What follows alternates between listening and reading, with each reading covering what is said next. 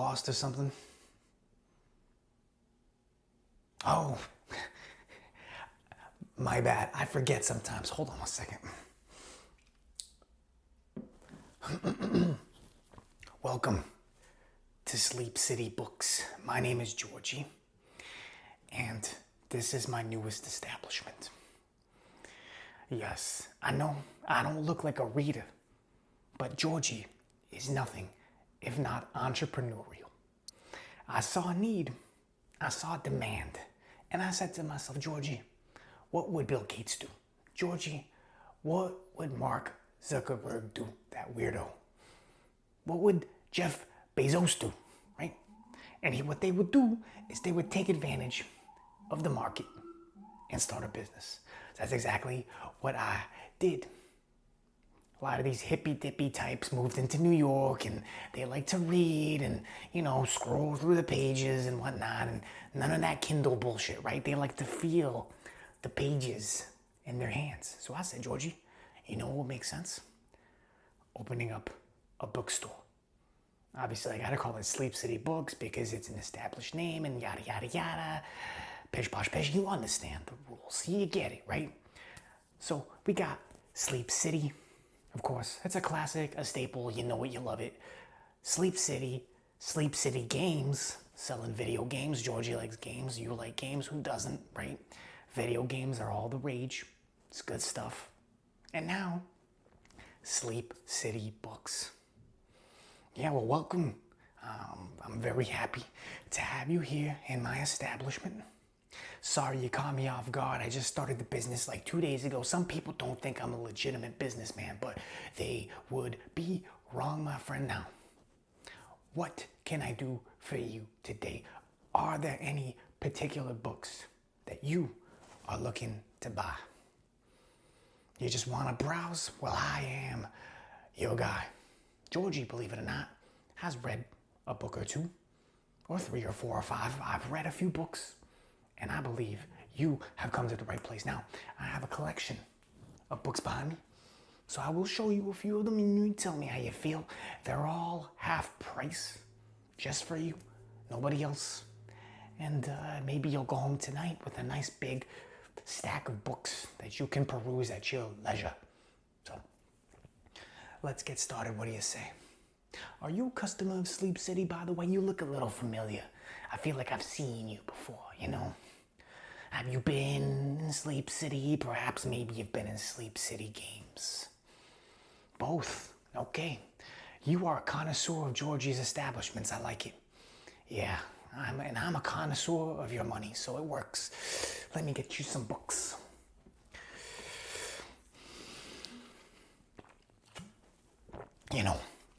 People like reading. What can I say? Personally, I never really got it, but I like money, so whatever, I'm gonna do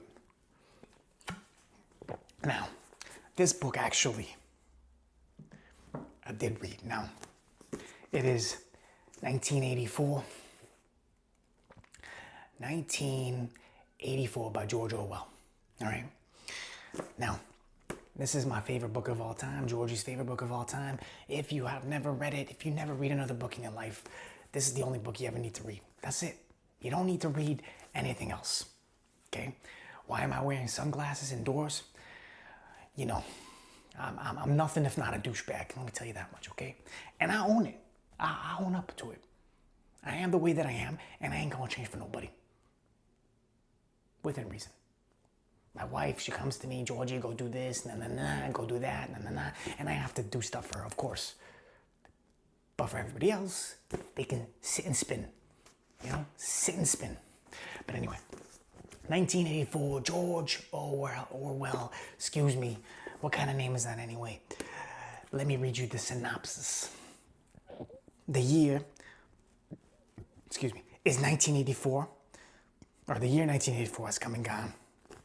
But George Orwell's prophetic, nightmarish vision in 1949 of the world we were becoming, is timelier than ever. 1984 is still the great modern classic of negative utopia, it's in quotations, a startlingly original and haunting novel that creates an imaginary world that is completely convincing from the first sentence to the last 4 words.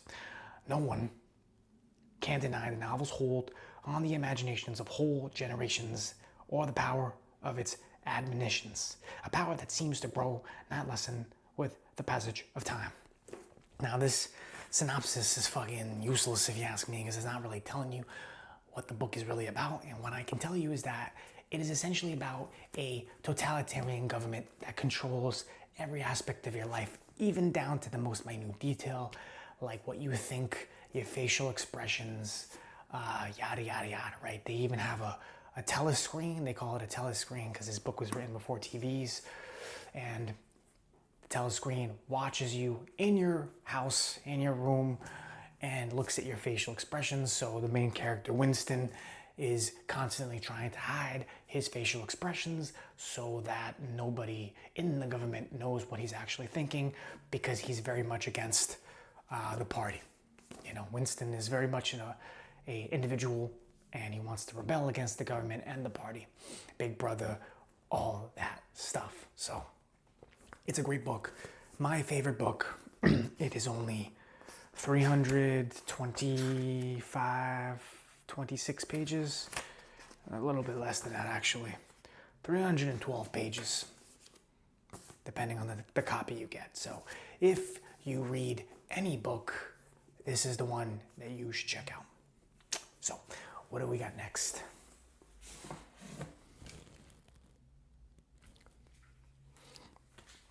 All right. Keeping up with the theme of dystopian novels,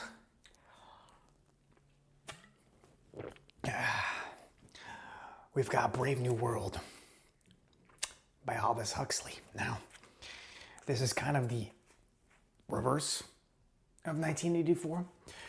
This book is basically, it's a lot more similar. Like, if you take Aldous Huxley, you take George Orwell, they both made predictions on what was going to happen in the future. And he got it right more so than George Orwell did, or although they both kind of hit the nail on the head in their own ways. But the point is, though, Brave New World is all about a utopian society, right? Everything is great. You don't need or want for anything, but there's still a little bit something there that's off about society. Family's gone. Women no longer give birth, that whole thing, right? People are grown in test tubes. It's freaking gross, okay? And that is what this book is about. But let me read you his synopsis, and hopefully he does a better job than my boy George, because George didn't do a very good job. Not to be mistaken for Georgie, that's me. Okay, so Aldous Huxley's Toward the Force. I don't know why they use these fancy ass words. Brave New World is a darkly satiric version of a utopian future where humans are genetically bred and pharmaceutically anesthetized. You know, you could just say they're poked with a needle. You don't gotta make it all fancy. To passively serve a ruling order, okay? A powerful work of speculative fiction that has enthralled and terrified readers for generations. It remains remarkably relevant to this day as both a warning to be heeded as we head into tomorrow, and as thought-provoking, satisfying entertainment. And what do we like if not entertainment that is revolving around a post-apocalyptic dystopian society where people's lives suck, so that we can feel better about ourselves.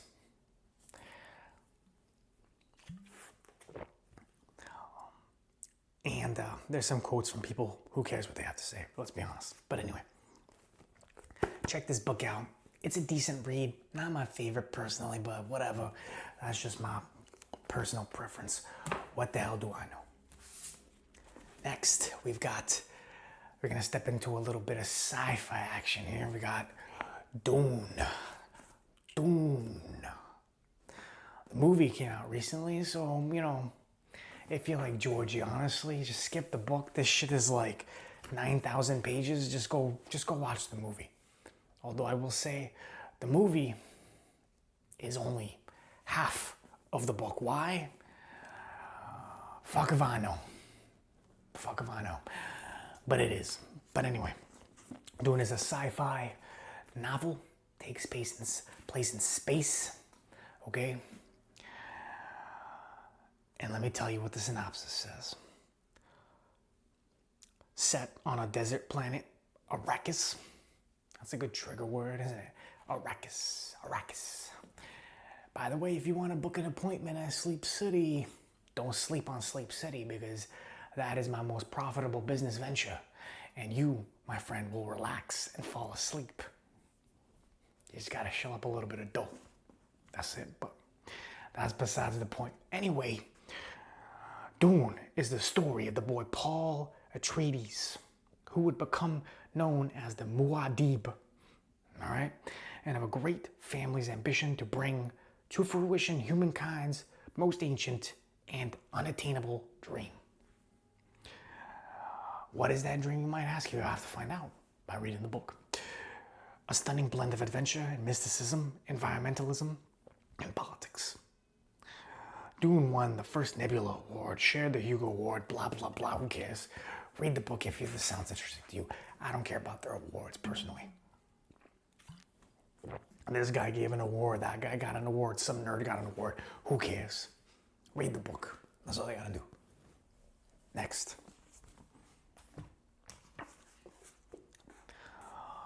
The Witcher, Last Wish. It's the first book in the 400 book chronology, anthology, whatever you want to call it. That is a lot of books, okay? Personally, you can just play the video game. Don't watch the Netflix show. The Netflix show sucks. Just don't do it, all right? Don't do it. Don't do it. They butchered it. Just play the game. Or if you want, read the book, if you got the attention span. So, this is a collection of short stories to start you off. Geralt is a witcher, a man whose magic powers, enhanced by long training and a mysterious elixir. I got a mysterious elixir right here. Have made him a brilliant fighter and a merciless assassin. Yet, he is no ordinary murderer.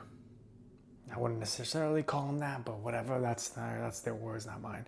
His targets are the multifarious monsters and vile fiends that ravage the land and attack the innocent. But not everything monstrous looking is evil, and not everything fair is good. And in every fairy tale, there is a grain of truth. Now, that is deep. Now, if you know The Witcher, you know The Witcher. Geralt is a badass monster slayer. Now, Georgie's a badass, right? I'm a badass, let's be honest. I ain't scared of most dudes. I'll mess most dudes up. It's not a problem for me. But I wouldn't mess with Geralt, that's for damn sure. That dude's on another level. Believe me. All right, next.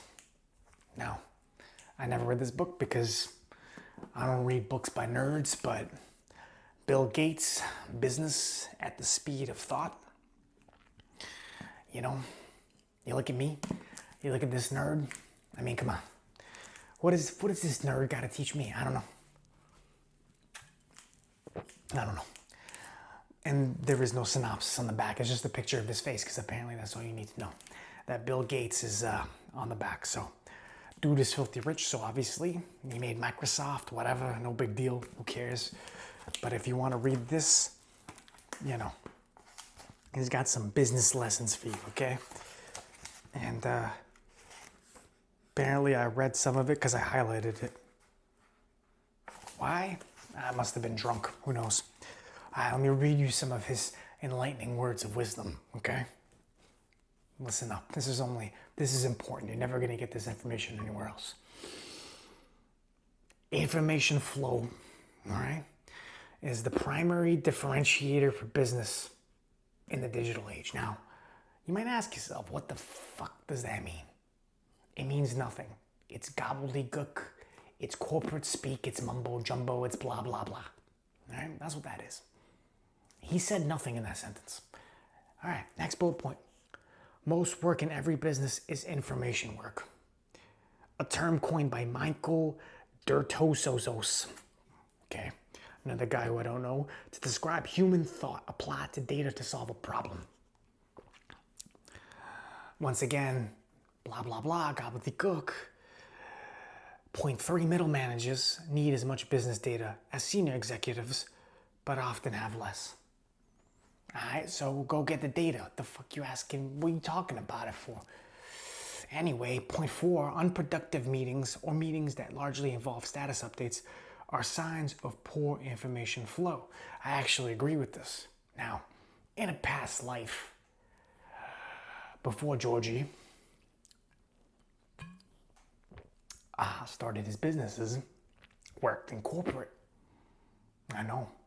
You might be asking yourself, Georgi, how did you work in corporate? Look at you. Look at your voice. Look at the way that you talk. You're drinking on the job. How are you going to work in corporate? Well, I'll tell you, my friend, it is called using a fake voice. That's exactly how I worked in corporate. Hi, everyone. My name is Georgi, and I am here to work at your establishment. Now, that is the fake voice that I used. That's how it worked in corporate. But I'll tell you this, my friend, the amount of meetings that I had to participate in that were completely useless wastes of time is absolutely astronomical. So he does have a point there. I'll tell you that much. Anyway, enough of this nerd. If you want to read his book, read his book. You know what it is. I don't know.